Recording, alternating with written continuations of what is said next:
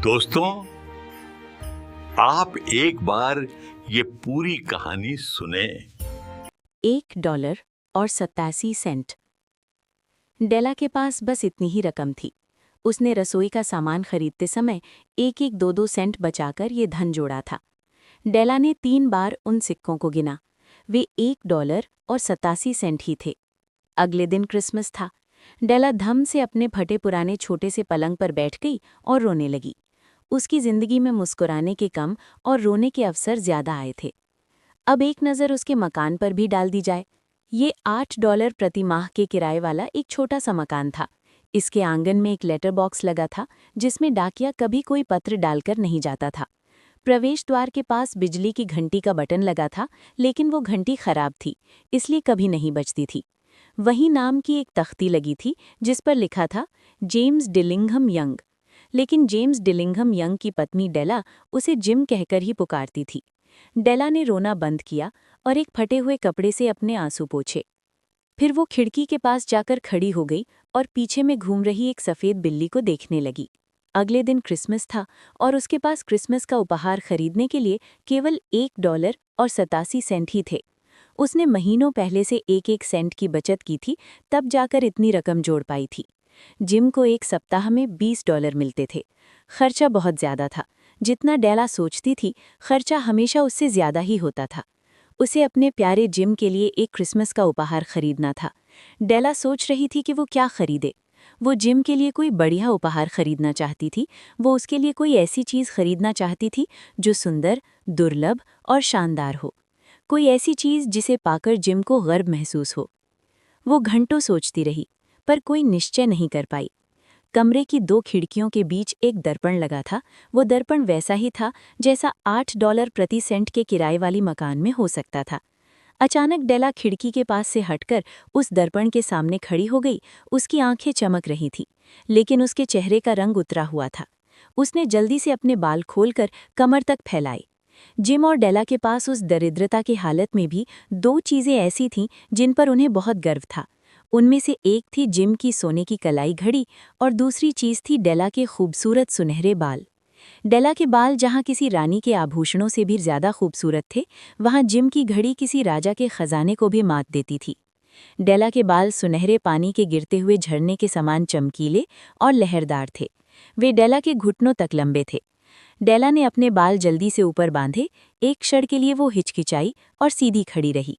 उसकी आंखों से आंसू की बूंदें टपक कर फटे पुराने लाल कालीन पर गिर पड़ी। उसने अपने पुरानी भूरे रंग की जैकेट पहनी, पुराना भूरा हैट पहना। फिर वो तेजी से घूमी और सीढ़ियों से नीचे उतरकर बाजार की तरफ चल दी। वो तेजी से चलती हुई एक दुकान के सामने रुकी। उस दुकान पर बोर्ड लगा था, मैडम साफरोनी, हर तरह के बालों की बिक्री का केंद्र। डेला तेजी से उस मकान में घुस गई। वहां मैडम साफरोनी खड़ी थी। मैडम साफरोनी का शरीर भारी, रंग गोरा और वो स्वभाव से रूखी दिखाई देती। क्या तुम मेरे बाल खरीदोगी? डेला ने पूछा। मैं बाल ही तो खरीदती हूँ, मैडम साफरोनी ने कहा, पर पहले अपना हैट उतारो, मैं तुम्हारे बाल देख लूं। हैट उतारते ही डेला के शानदार सुनहरी बालों को अपने अनुभवी हाथों से हिला डुलाकर देखते हुए मैडम साफरोनी बोली, इन बालों के $20 मिलेंगे, मंजूर है? मुझे $20 जल्दी दे दो, डेला तेजी से बोली। अपने खूबसूरत बाल $20 में बेचकर डेला जिम के लिए उपहार खरीदने के लिए तेजी से एक दुकान से दूसरी दुकान पर चीजें देखने लगी। आखिरकार उसे एक चीज दिखाई दे ही गई। वो केवल जिम के लिए ही बनी है, किसी और के लिए नहीं। डेला उस चीज को देखकर सोचने लगी। वैसी चीज किसी भी अन्य दुकान पर दिखाई नहीं दी थी। वो घड़ी की एक चेन थी जो प्लैटिनम की बनी थी। उसका डिजाइन बहुत साधारण सा था, लेकिन वो बहुत चमक रही थी और बहुत कीमती धातु की बनी थी। वो जिम की घड़ी के लायक थी। जैसे ही डेला ने उस चेन को देखा, वैसे ही उसे लगा कि ये जिम को देनी चाहिए। यही उसके लिए सबसे बढ़िया उपहार होगा। ये चेन $21 की थी। डेला ने दुकानदार को $21 दिए और चेन लेकर घर की ओर चल दी। अब उसके पास केवल 87 सेंट ही बचे थे। जिम इस चेन को घड़ी में लगवाकर गर्व महसूस करेगा। इतनी बढ़िया घड़ी होने के बावजूद चमड़े के पुराने फीते की वजह से जिम की घड़ी में बहुत ही कम समय देखना पड़ता था। डेला रास्ते भर यही सोचती रही। जब डेला घर पहुंची तो उसे एक उपाय सूझा, जिससे उसके बाकी बचे बाल और खूबसूरत दिखाई दे सकते थे। उसने बालों को घुंघराला करने वाली मशीन लिए और अपने बचे हुए छोटे छोटे बालों को उस मशीन से ठीक करने लगी। लगभग आधा घंटे की मेहनत के बाद उसके बाल स्कूल के किसी लड़के के बालों की तरह घुंघराले और खूबसूरत दिखने लगे। उसने दर्पण में अपने आप को ध्यान से देखा, कहीं जिम मेरे कटे बाल देखकर नाराज न हो जाए। डेला भीतर ही भीतर थोड़ी भयभीत हो रही थी, लेकिन $1.87 से मैं जिम के लिए खरीद भी क्या सकती थी। उसने 7 बजे कॉफ़ी बनाई, फिर कटलेट बनाने के लिए तवे को स्टोव पर रख दिया। जिम कभी देर से नहीं लौटता था। डेला ने चेन हाथ में ली और दरवाजे के पास रखी मेज़ के किनारे बैठ गई। जिम हमेशा इसी दरवाजे से अंदर घुसता था। उसे जिम के सीढ़ियों पर चढ़ने की आवाज़ सुनाई दी। एक बार तो भय की वजह से डेला का चेहरा पीला पड़ गया। वो मन ही मन सोचने लगी कि वो जिम को अभी पहले की तरह सुंदर दिखाई दे तो अच्छा होगा। तभी दरवाज़ा खुला और जिम अंदर आया। फिर जिम ने दरवाज़ा भीतर से बंद कर दिया। वो कुछ थका हुआ तथा गंभीर नजर आ रहा था। 22 साल की उम्र में ही जिम पर एक परिवार का बोझ पड़ गया था। उसे नए ओवरकोट की ज़रूरत थी, लेकिन उसके पास हाथों में पहनने के दस्ताने तक नहीं थे। जिम दरवाजे के पास रुक गया। उसकी आंखें डेला पर जमी थी। डेला उसकी आंखों के भाव को नहीं पढ़ पा रही थी। डेला उसे इस तरह अपनी ओर घूरता देखकर डर गई। जिम गुस्से में नहीं दिख रहा था, ना वो हैरान था, ना ही ऐसा लग रहा था कि डेला द्वारा बाल कटवा लेना उसे अच्छा नहीं लगा। उसकी आंखों में ऐसा कोई भाव नहीं था जो डेला सोच रही थी। वो केवल बिना पलक झपकाए लगातार डेला को घूर रहा था। डेला धीरे से मेज से उठकर उसकी ओर बढ़ी। प्रिय जिम, मुझे इस तरह मत घूरो, वो बोली। मैंने अपने बाल कटवा लिए हैं और उन्हें बेच दिया है। मैं क्रिसमस के दिन तुम्हें कोई बढ़िया उपहार दिए बिना नहीं रह सकती थी। मेरे बाल तो फिर बढ़ जाएंगे, तुम बुरा मत मानना, मुझे मजबूर होकर ये करना पड़ा। मेरे बाल बहुत जल्दी बढ़ते हैं। जिम, मुझे क्रिसमस की बधाई दो। चलो दोनों क्रिसमस के मौके पर खुशियां मनाएं। तुम नहीं जानते मैंने तुम्हारे लिए कितना शानदार उपहार खरीदा है। तुमने अपने बाल कटवा लिए? जिम ने बड़ी मुश्किल से इतना ही कहा। उसका चेहरा देखकर लग रहा था जैसे उसे विश्वास न हो रहा हो कि डेला ने अपने बाल कटवा लिए हैं। डेला बोली, हाँ, मैंने अपने बाल कटवाकर बेच दिए। क्या मैं बाल कटवाने के बाद अच्छी नहीं लगती? देखो, मैं अभी भी वही डेला हूँ।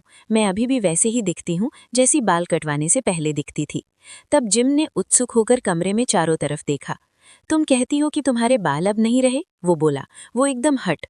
तुम बालों को कमरे में ढूंढ रहे हो? इसकी जरूरत नहीं है, डेला बोली। मैंने अपने बाल बेच दिए हैं। मैंने पहले ही कहा कि मैंने अपने बाल कटवाकर बेच दिए हैं। ये क्रिसमस की पूर्व संध्या है।